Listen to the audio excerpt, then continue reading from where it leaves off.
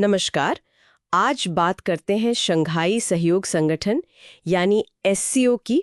अभी हाल में जून 2025 में चीन के चिंगदाओ में इसके रक्षा मंत्रियों की बैठक हुई और एक बड़ी खबर ये आई कि भारत ने वहां जॉइंट स्टेटमेंट पर साइन करने से मना कर दिया। जी हाँ, ये एक अहम डेवलपमेंट थी और भारत का जो इनकार था उसकी वजह भी काफी ठोस थी। हाँ, क्या वजह थी? मतलब क्यों मना किया भारत ने? देखिए, उस घोषणा पत्र में आतंकवाद का जिक्र तो था, लेकिन जो कश्मीर के पहलगाम में आतंकी हमला हुआ था, लश्कर ए तैयबा के प्रॉक्सी टीआरएफ ने किया था, हाँ। उसका कोई मेंशन नहीं था। अच्छा। और ना ही भारत के जवाब में हुए ऑपरेशन सिंदूर का।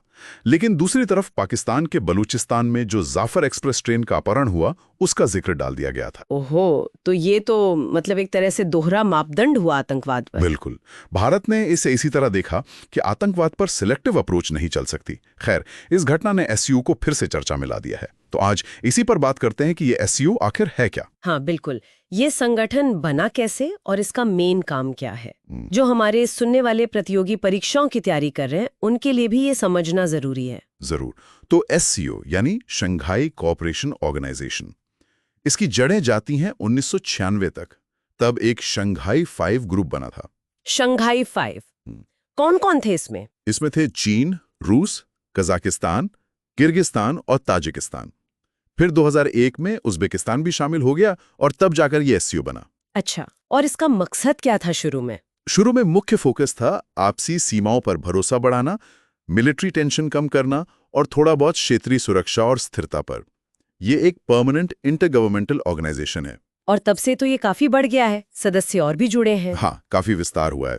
2017 एक बड़ा साल था जब भारत और पाकिस्तान दोनों एक साथ इसके फुल मेंबर बने। हाँ, ये काफी चर्चा में था उस वक्त। बिल्कुल।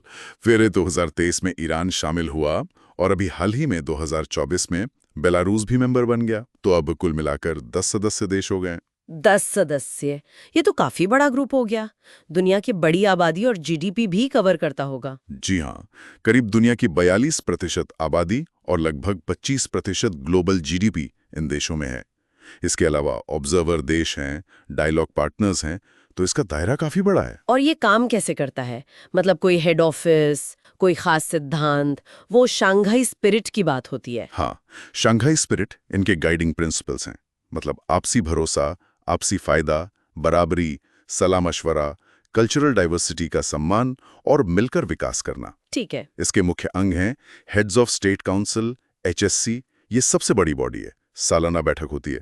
फिर हेड्स ऑफ गवर्नमेंट काउंसिल, एचजीसी, ये प्रधानमंत्रियों की बैठक है जो ज्यादातर इकोनॉमी और ट्रेड पर फोकस करती है। और सुरक्षा के लिए? सुरक्षा के लिए सबसे अहम है आरएटीएस, रीजनल एंटी टेररिस्ट स्ट्रक्चर। इसका हेडक्वार्टर ताशकंद में है और एससीओ का सेक्रेटेरिएट बीजिंग में है। ऑफिशियल भाषाएं हैं चीनी और रूसी। भारत के लिए एससीओ क्यों महत्वपूर्ण है?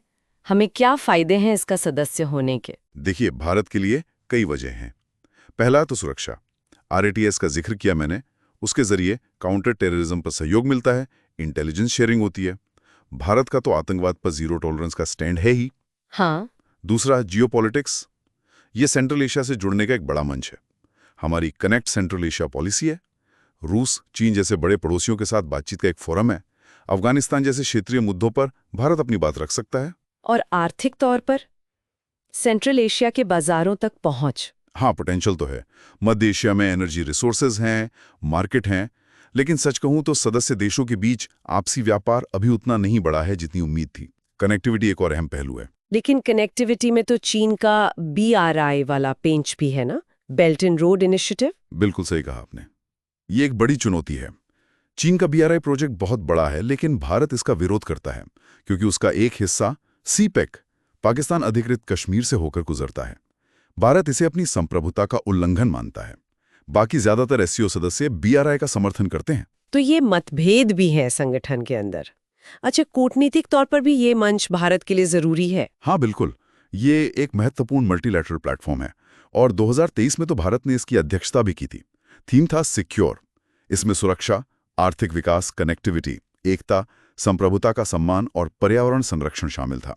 भारत ने कुछ नए पिलर्स भी शुरू किए थे, जैसे स्टार्टअप्स, ट्रेडिशनल मेडिसिन पर सहयोग। चलिए वापस चिंगदाओ वाली घटना पर आते हैं। भारत का वो जो साइन ना करने का फैसला था, क्या वो सिर्फ आतंकवाद वाले मुद्दे तक ही सीमित था या कुछ और बड़ी तस्वीर भी दिखाता है? देखिए, तात्कालिक कारण तो वही था, घोषणा पत्र में आतंकवाद पर असंतुलित रवैया, पहलगाम और ऑपरेशन सिंदूर को नजरअंदाज करना और बलूचिस्तान का जिक्र करना। रिपोर्ट्स ये भी थीं कि पाकिस्तान ने कुछ आतंकवाद से जुड़े रेफरेंस पर आम सहमति नहीं बनने दी। अच्छा। नतीजा ये हुआ कि कोई जॉइंट स्टेटमेंट आ ही नहीं पाया। लेकिन हाँ, ये घटना एससीओ के अंदर जो टेंशन्स हैं उन्हें जरूर दिखाती है, जैसे भारत पाकिस्तान के बीच तनाव, भारत चीन सीमा विवाद। तो क्या ये जो अंदरूनी झगड़े हैं, जैसे आपने बीआरआई का बताया, या किर्गिस्तान ताजिकिस्तान के बीच भी सीमा पर तनाव रहता है, ये सब एससीओ को कमजोर नहीं करते? बिल्कुल, ये एससीओ के सामने बड़ी चुनौतियां हैं। चीन का बढ़ता हुआ दबदबा, खासकर जब से रूस यूक्रेन में फंसा है। चीन पाकिस्तान की नजदीकी भारत के लिए हमेशा एक चिंता का विषय रही है। बीआरआई पर अलग अलग राय सहयोग को मुश्किल बनाती है। ऐसे में भारत कैसे बैलेंस बनाता है? एक तरफ एससीओ, दूसरी तरफ पश्चिम के देश हैं, क्वाड है। यही भारत की विदेश नीति की खूबी और चुनौती है। स्ट्रेटेजिक ऑटोनॉमी बनाए रखना, मतलब अपने हितों के हिसाब से फैसले लेना, किसी एक गुट से बंद कर नहीं। एससीओ एक जरूरी मंच है, लेकिन भारत अपनी चिंताओं को उठाने से झिझकता नहीं, जैसा चिंगदाओ में दिखा। तो अगर हम संक्षेप में कहें, एससीओ भारत के लिए एक जरूरी यूरेशियाई मंच है। फायदे हैं, चुनौतियां भी हैं, और हाल की घटना ने दिखाया कि भारत आतंकवाद पर अपने रुख पर कायम है और अपनी स्ट्रेटेजिक ऑटोनॉमी को अहमियत देता है। बिल्कुल सही। और ये हमें एक सोचने वाले बिंदु पर लाता है। एससीओ के अंदर इतने विरोधाभास हैं, सदस्य देशों के हित अलग अलग हैं, जैसा भारत के साइन न करने से साफ हुआ। तो सवाल ये उठता है कि ये संगठन, खासकर सुरक्षा और आतंकवाद जैसे मुद्दों पर, जहां आम सहमति जरूरी है, वो अपने घोषित लक्ष्यों को पाने में कितना प्रभावी हो सकता है।